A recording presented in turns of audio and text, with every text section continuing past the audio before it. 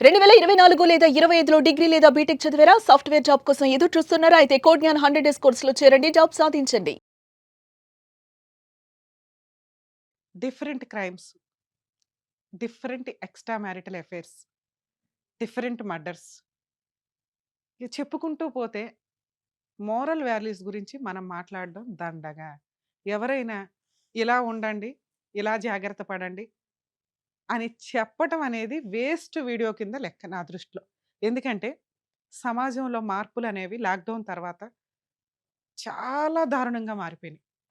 ప్రకృతి మనకొక చెంపదెబ్బ కొట్టి లైఫ్ అంటే ఇంతే అని చూపించినప్పుడు యాక్చువల్‌గా జనాలంతా ఇంకొంచెం పద్ధతిగా, ఇంకొంచెం జాగ్రత్తగా, ఇంకొంచెం రిలేషన్స్ తోటి మంచి మోరల్ వాల్యూస్‌తో ఉండాల్సింది పోయి, దిగజారిపోయిన క్యారెక్టర్స్ తోటి ఈ రోజున మనం సోషల్ మీడియా చూస్తుంటే గాని, ఈ ఛానెల్స్ చూస్తుంటే గాని, టీవీ ఛానెల్స్‌లో కనిపిస్తుంది.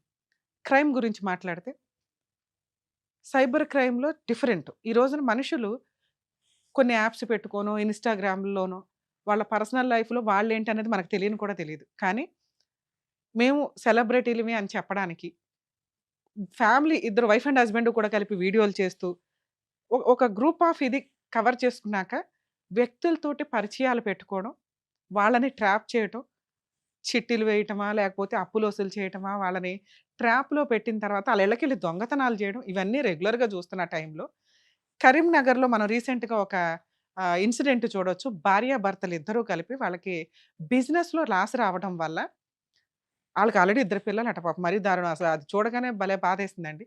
అలాంటిది భార్యని ప్రాస్టిట్యూట్‌గా పెట్టి అని అట్లాగే అనుకోవాలి. ఎందుకంటే ఈ డైలాగ్ ఎందుకు అంటున్నానంటే దగ్గర దగ్గర ఒక 100 మందితో ఆ అమ్మాయి పడుకొని, ఆ వీడియోలు రికార్డ్ జేసి వాళ్ళని బ్లాక్‌మెయిల్ జేస్తున్నారు.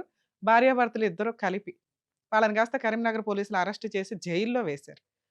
అంటే ఒక వ్యక్తి భర్త కూడా ఉన్నప్పుడు ఎలా అనిపిస్తుందంటే, అరే! ఈవిడ క్యారెక్టర్ ఉన్న అమ్మాయి. ఈ అమ్మాయి మనకు ఈజీగా దొరుకుతుంటే రూ. 1000కో, 10,000కో దొరికేస్తుంటే ఈజీ అన్నట్లుగా అక్రమ సంబంధాలకి వెళ్తున్నప్పుడు సైబర్ క్రైమ్‌కి ఈ రోజున అద్దే లేకుండా ఉంది. ఇలా ఒక అమ్మాయి ఫ్రీగా దొరికినా, డబ్బులకి దొరికినా కూడా డేంజరే అని గుర్తుపెట్టుకోండి. ఈ రోజున ఆ మనిషే మనల్ని చూడట్లేదు. దానికి తగ్గ కెమెరాలు చూస్తున్నాయి. అవి చూసారంటే కొన్ని కోట్ల మంది చూస్తున్నట్టే లెక్క. ఏ రోజున ఎక్కడ ఏ కెమెరా ఎలా ఉంటదో, ఎవరు ఎట్లా రికార్డ్ చేస్తారో తెలీదు. ఈ రోజున 100 మంది సఫర్ అయ్యారు. అందులో ఎవరో ఒకళ్ళు ధైర్యంగా ముందుకొచ్చి కంప్లెయింట్ ఇచ్చారు గానీ 99% ఎవడు కంప్లెయింట్ ఇవ్వడు. ఎందుకంటే మహిళ కేసేస్తదేమో, ఆవిడ కేసేస్తే మళ్ళీ మనం కోర్టుల చుట్టూ తిరగాలి. మన ఇంట్లో వాళ్ళకి తెలిస్తే ఆల్రెడీ నేనిట్లా తప్పు పని చేశానని వదిలేస్తారు అనే భయంతోటి 90%, 99% ఎవరు కంప్లెయింట్లు ఇవ్వరు జెంట్స్. కానీ జెంట్స్‌ని కాపాడాల్సిన పొజిషన్ వస్తదా అనే క్వెషన్ మార్క్ వచ్చేసింది. సెకండ్ పాయింట్ మనం మాట్లాడుకుంటున్న ఇంకొక crime illicit relations, extra marital affairs. అబ్బబ్బబ్బా! ఏం దారుణం ఏం దారుణం అండి. ఎవరికి చెప్తాం మీరిలాగుండండి, ఇలా ఉండొద్దండి అని. ఎవరికాళ్ళు వ్యక్తిగత స్వేచ్ఛ దారుణంగా పెరిగి, ఈ ఎక్స్‌ట్రా మ్యారిటల్ అఫైర్సు మరి అసల ఏ రీజన్ మీద ఆ చట్టం తీసి పడేసారో అర్థమే కావట్లే ఆ సెక్షను. ఎప్పుడైతే ఐపీసీలో ఆ సెక్షన్ తీసేసి బిఎన్ఎస్ యాక్ట్ కొత్తగా వచ్చిందో, విచ్చలవిడితనం ఎక్కువైపోయి, ఇంకొక కేసు రీసెంట్‌గా చూస్తున్నాం.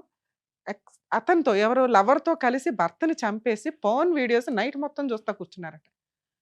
ఇంకొకావిడ భర్తని చంపేసి చక్కగా కూర్చొని అసలు దాన్ని మాఫీ చేసి ఎలా మ్యానిపులేట్ చేయాలని చూసింది. ఈ ఈ విషయాలు మనం మాట్లాడితే, మేడం అంతకుముందు మహిళలను బోలెడు మందిని చంపేశారు కదా మేడం. మరి అంతమందిని చంపినప్పుడు మాట్లాడలేదు. అందరం మనం మాట్లాడలేదా? ఏదో చేంజెస్ చేసుకుంటూ లా తీసుకొచ్చాం. ఓ 10 మంది చస్తే ఏముందండి అంటే, మనం మాట్లాడుకున్న స్టార్టింగ్‌లో 10 మంది. ఆ బ్లూ డ్రమ్ములు గానివ్వండి, ఫ్రిడ్జ్‌లో పెట్టడాలు గానివ్వండి, కుక్కర్‌లో పెట్టడాలు కానివ్వండి. ఇప్పుడు భూస్థాపితం చేసేస్తున్నారు. అందులో మన వాళ్ళెవరు ఉండకుండా చూసుకోవాల్సిన పరిస్థితులొస్తున్నాయి.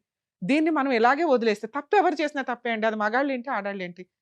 ఎక్స్‌ట్రా మ్యారిటల్ అఫైర్స్ కోసం భర్తల్ని చంపేసి, వాళ్ళని ముక్కలు ముక్కలు చేసి, పప్పులు చేసి పెడుతుంటే, లీగల్‌గా కేసేసుకున్నప్పుడు చూసుకుందాం అనుకుంటే, ఈ రోజున మనిషి ఉనికి, పెళ్లి అనే బంధానికి వాల్యూ లేకుండా పోతుంది. ఆ! మేడం అతను అట్లాంటోడు, తాగుబోతు, తిరుగుబోతు ఆయన కూడా తిరిగాడు, నేను అందుకే తిరిగానండి అంటే, ఎవరు సమాధానం చెప్పలేమిక్కడ. ఎవరో ఒకళ్ళు రేపటి రోజున సొసైటీలో మనం బతకాలి అనుకుంటే, ఎక్కడో అడవుల్లో బతికినప్పుడు ఎట్లా ఉందో, అవే తీసుకొస్తున్నారు మళ్ళీ మాట్లాడే విధానంలో. వ్యక్తిగత స్వేచ్ఛ అని. ఇవన్నీ కట్టుబాట్లు ఎందుకు పెట్టుకుంటూ వచ్చాం? సమాజంలో బతకాలంటే సేఫ్టీ ఇంపార్టెంటు. ఒకళ్ళకొకళ్ళు ప్రొటెక్షన్ ఇంపార్టెంటు. ఒకళ్ళకొకళ్ళు అవసరం ఉంటాము అని. ఆ అవసరాలు దొబ్బినియి. ఎవ్వరి ఇష్టం వచ్చినట్టు వాళ్ళు ఎక్స్‌ట్రా మ్యారిటల్ అఫైర్స్ పెట్టుకొని, అవతలోళ్ళు తప్పు అందుకే అంటే, అమ్మా! అంత ఎక్స్‌ట్రా మ్యారిటల్ అఫైర్స్ ఉండి భర్తను వదిలేయాలనిపిస్తే, మీకు ఆల్రెడీ చట్టం బోలెడంత ఫెసిలిటీ ప్రొవైడ్ చేస్తుంది. ముందు ఆ కేసులేసుకోండి. కేసులేస్తేనే చాలు వాళ్ళ జీవితం ఒక 5 ఇయర్స్ సర్వనాశనం ఎలాగో. అదొదిలేసి ఎందుకు చంపేస్తున్నారు? వాళ్ళకి మీ మీద కేసులేసే రైట్స్ కూడా లేవు. ఎందుకు భర్తలతో కలిపి చంపి పడేస్తున్నారు ఆళ్ళని? ఆళ్ళ బతకనివ్వండి ఏదో ఒక మూల. ఇంత దారుణంగా, ఇంత క్రూయాలిటీగా మహిళలెందుకు మారుతున్నారు? అదేంటి మేడం జెంట్స్ మారొచ్చు, మహిళలు మారకూడదా? మహిళలకు ఆ రైట్స్ లేవా? ఈ వాయిస్ నేను మాట్లాడట్లే. ఎవ్వరు చేసినా తప్పే. ఒక మహిళల్ని ప్రొటెక్ట్ చేయడం కోసం ఎంతో కష్టపడి తీసుకొచ్చినవి. ఈ రోజున కోర్ట్‌లో ఒక మహిళ నిజంగా సఫర్ అవుతున్న అమ్మాయి కేసేస్తుంటే తలదించుకోవాల్సొస్తుంది. ఎందుకంటే మిగతా 90% మహిళలు ఫాల్స్ కేసులేయటం వల్ల. నిజంగా సఫర్ అవుతున్న అమ్మాయిని రక్షించలేకపోతున్నాం. పరిస్థితి ఎట్లా అయిపోయిందంటే 90% జెంట్స్ సఫర్ అవుతున్నారు. ఎక్కడో 10% క్రూయల్ జెంట్స్ మిగిలారిప్పటికి. 10-20% వాళ్ళేంటంటే మొండిగా అయిపోయారు. ఇక ఏం చేసుకుంటారో చేసుకోండి అని తలా తోక లేని బ్యాచ్ అంతా తెగించి ఉంటున్నారు తప్ప 70-80% జెంట్స్ ఈ రోజున లీగల్ కేసుల వల్ల భయపడుతున్నారు. సఫర్ అవుతున్నారు. అలాగే ఈ మహిళలు మర్డర్‌ల దాకా వెళ్ళిపోతుంటే ముందు ఆళ్ళ ఇంట్లోకి వెళ్లి ఏం ఫుడ్ తినాలనేది కూడా భయమేస్తుంది. ఏం వండి కలిపి ఏం పెడతారా అని చెప్పి. ఇంత దారుణమైన పొజిషన్స్‌లో మోరల్ వాల్యూస్ అనేవి వెళ్ళిపోతున్నాయి. సమాజంలో ఈ ఎక్స్‌ట్రా మ్యారిటల్ అఫైర్స్ ఎప్పుడు డేంజరే సార్. గుర్తుపెట్టుకోండి. ఎందుకంటే అది అవతల వ్యక్తి ఏ టైప్ ఆఫ్ డెసిషన్స్ తీసుకుంటారో తెలియదు. వీడియోలు తీయొచ్చు, బ్లాక్‌మెయిల్ చేయొచ్చు, చంపేయొచ్చు, చంపడానికి ప్రయత్నించొచ్చు. లేదా మనకే ఆలోచన రావచ్చు వదిలించుకోవడం కోసం. ఇవన్నీ కూడా క్రూయల్ మెంటాలిటీ. అంటే యానిమల్స్‌కుండే మెంటాలిటీ. ఇవి కొంచెం తగ్గించుకుంటూ వెళ్ళాలి అంటే కొంచెం ఆలోచన విధానం మార్చుకోండి. అవతల వ్యక్తి నచ్చకపోతే వదిలేసి లీగల్‌గా వెళ్ళండి. ఇండివిడ్యుయల్‌గా బతకండి. వదిలేసిన తర్వాత మీరెవరితో మ్యారిటల్ అఫైర్స్ పెట్టుకుంటారో, ఎవరితో ఎక్స్‌ట్రా మ్యారిటల్ అఫైర్స్ పెట్టుకుంటారో మీ ఇష్టం తప్ప, ఉండి వాళ్ళని చంపేసుకుంటా అంటే సొసైటీలో మీకు గుడ్ విల్ ఉండాలా? భర్త ఏదో హార్ట్ అటాక్‌తో పోయినట్టు ఉండాలి గానీ, మీరు మర్డర్ చేసినట్టు ఉండకూడదు. అతనితో కలిసి ఉండకూడదు. అతని ఆస్తులు మొత్తం కావాలా. ఇవి కనుక ఇలాగే కంటిన్యూ అయితే రేపటి రోజున సుప్రీం కోర్ట్ ఏం వదలటం లేదండి. అన్నీ ఒక సర్వే వేసి ఒక కన్నేసి ఉంచుతున్నారు. ఒకప్పుడు 498 అరెస్ట్‌లు ఎట్లా అన్నారో, అవి తీసేసి ఇప్పుడు స్టేషన్ బెయిల్స్ ఎట్లా ఇస్తున్నారో, అలాగే రేపటి రోజున మహిళలు వేసే చాలా కేసులు ఎగిరిపోతాయి గుర్తుపెట్టుకోండి. వాటికి పాపం మీరంతా వేసుకోవాల్సిన పరిస్థితొస్తది. ఎప్పుడు కూడా ఒక సమాజంలో బతుకుతున్నప్పుడు, ఆ సమాజంలో ఆ టైంలో ఉన్న ఆచార వ్యవహారాలు అవన్నీ ఫాలో అవుతూ పిల్లలకు కూడా కొంచెం మంచి ఫ్యూచర్‌నిచ్చే విధంగా మారితే జనాలు మంచిది.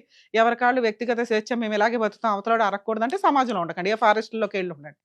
ఈ ఈ రకమైన క్రైమ్‌ని కంట్రోల్ చేయాల్సిన బాధ్యత అంటే సర్వే రికార్డ్ ఇదైనప్పుడు ఖచ్చితంగా కోర్టులు, పోలీసులు సీరియస్ యాక్షనే తీసుకుంటాయి. క్రైమ్ చేసేవాళ్ళు ఒకటికి 10 సార్లు ఆలోచించండి చెయ్యకూడదు అని.